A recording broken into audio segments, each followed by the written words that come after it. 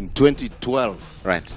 the price of unga was almost 140 or thereabouts, 135, 140.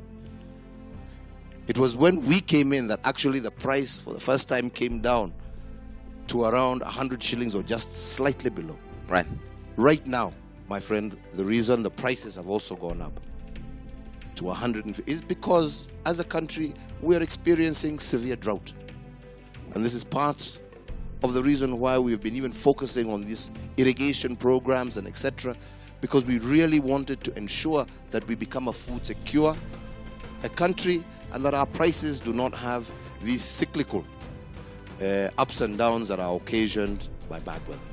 But as a government and as a responsible government, on recognizing that the prices also were reaching a place where it was difficult for the common mwananchi also to be able to sustain, we intervened and released government-held maize. And as a result of releasing that maize into the market, we sat down and we agreed with all millers that that price that they are currently selling at has to also equally come down. And it has come down in accordance to our agreement to between 112 to 118 shillings per bag, all right, which is what it's now come down to from what it was. And we have done that because as a responsible government, we believe that we need to intervene on behalf of the mwananchi to ease and to release the pressure. But the long term is our agenda on irrigation.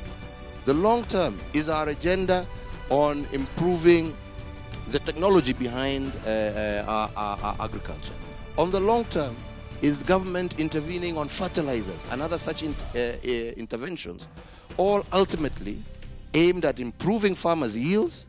If we improve farmers' yields, increase quantity, we can ultimately bring the price down.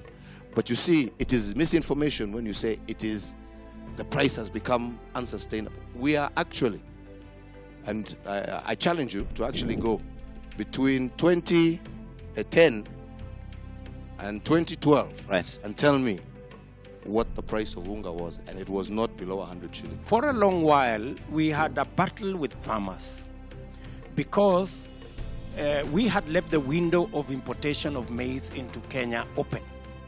When we came in, we closed that window. Today, there is no complaint from our farmers as to whether their produce will have a market or not. Because in terms of production, we want to give our farmers the first priority to produce. We give everybody else, every farmer from everywhere else, secondary opportunity.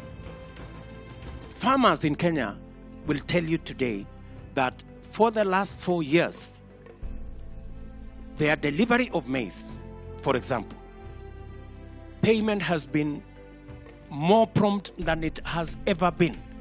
There used to be days when farmers used to wait for 3, 4, 5 months, sometimes even a whole year, because we left the window for importation. But look at what we have done.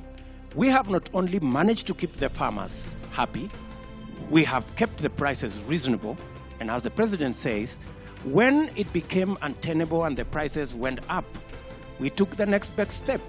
We not only released maize from our strategic grain reserves, but we also opened a window for importation for a limited time to fill the gap, because we are still working on the long term.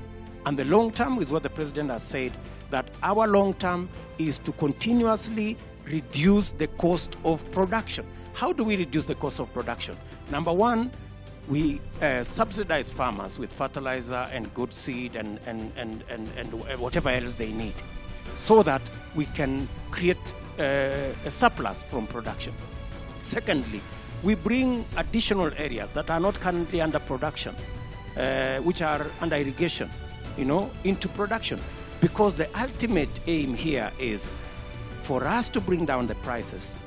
It is just what ordinary people know as the rules of supply and demand. You must create enough supply to bring the prices down. And that is ultimately our focus.